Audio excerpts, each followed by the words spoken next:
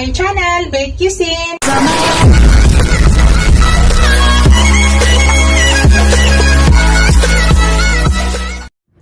Hello guys, to this video guys, i-share ko lang sa inyo. Ito po, mayroon akong dumating na package from Bantayan Island, kung saan po yung aking pinanggalingan. Pinadala po ito ng aking pinsan. At ito, dumating na. Ang nag-ship po nito ay JRS. Ito po, i-open ko na po. Unboxing na po tayo guys, para makita nyo kung ano po yung laman nito.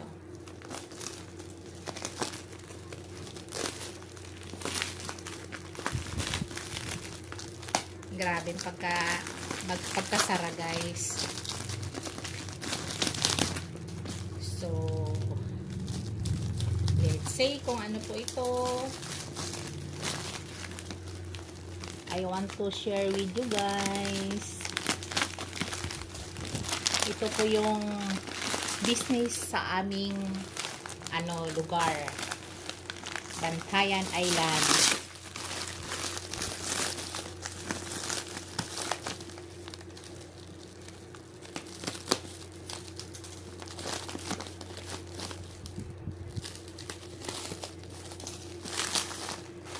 So, grabe ang pagkaano guys. Naamoy ko na. Naamoy nyo na ba guys? Charot. Naamoy ko guys. Naamoy nyo na.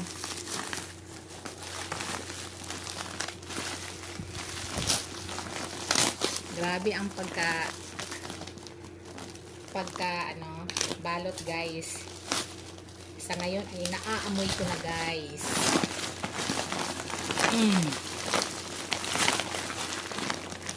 So, nakalagay pa sa sa sako guys.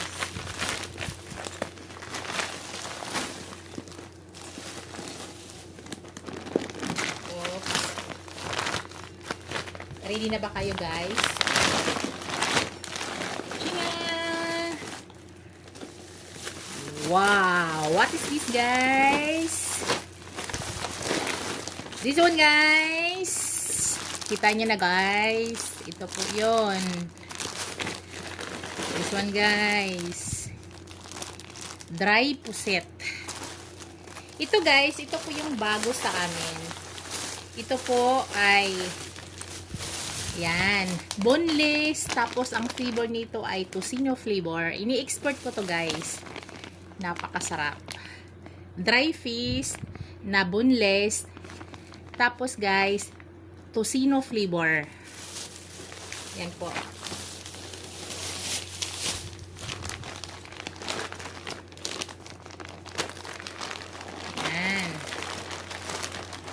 Pusit.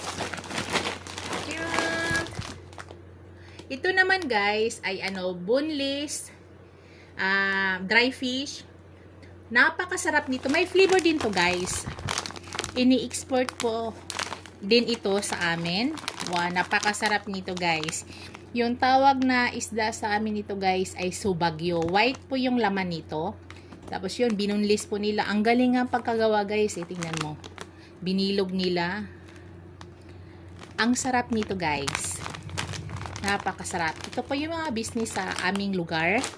Ako po ay taga Bantayan Island. Laking isla po ako guys. Bago po ako napunta dito sa Maynila ay galing po ako sa isla. So dito na lang po ako nag-asawa at dito na po ako nagkaroon ng pamilya talaga, nagkaanak. So dito sa Maynila ay nasa na ako. Ngayon is 50, turning to 51 na ako, 50 years old.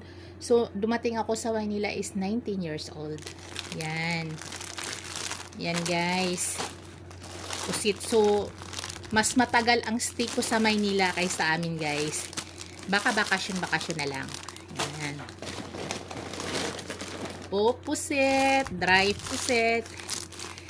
The reason guys, bakit na naman ako nagpadala dito, dahil po yung aking hubby ay parating. Dadalhin po ito niya sa Saudi. Siyempre, mag-iwan din na kami dito para sa aming konsumo. Dahil po yung aking mga dry fish ay galing Bantayan. Kilala nyo to guys. Ito ay boneless danggit. Napakasarap guys. Recommended po. Masarap talaga yung mga dry fish sa Bantayan Island. Dahil ito po ay dinadry nila. Ay sariwang sariwa pa. Galing laot.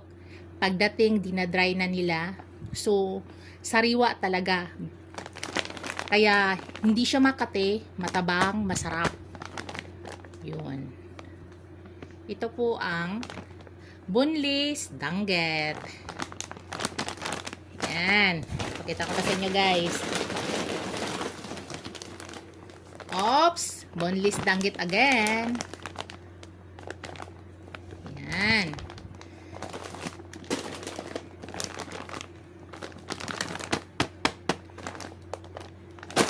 So, yan guys. Dami.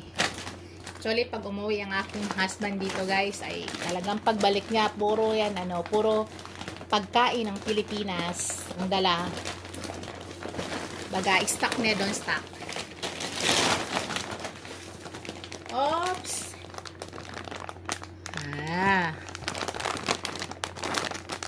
Yan.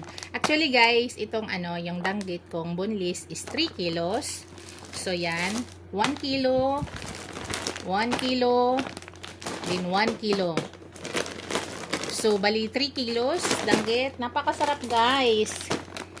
Then, ang aking dry puset, yan, ay 3 kilos din.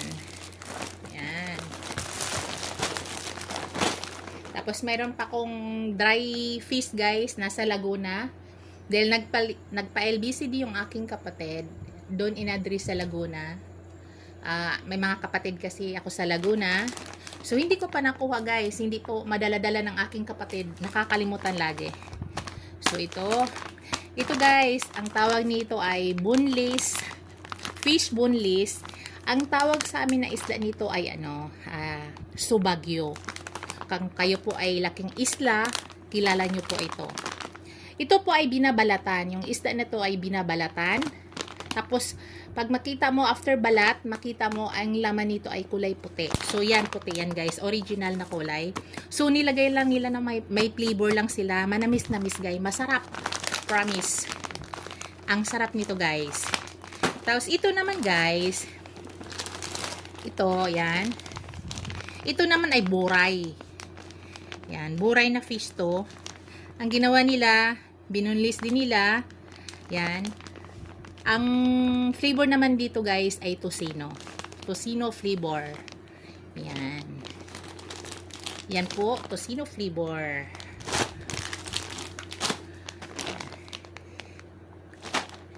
Yan na po ang aking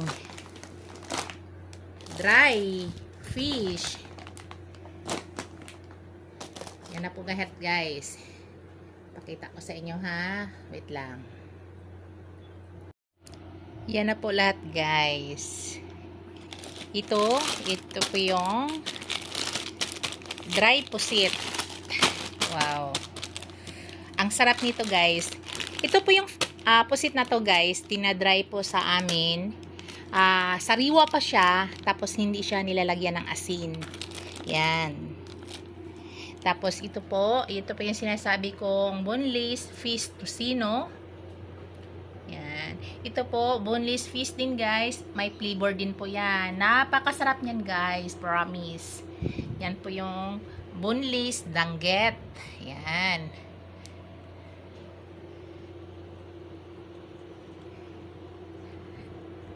Maraming salamat pala sa aking pinsan.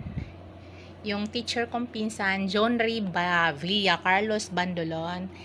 Thank you, pinsan. Ito na, dumating na po. Maraming salamat po. Alam kong napaka-busy niya, guys. Kasi teacher po yon.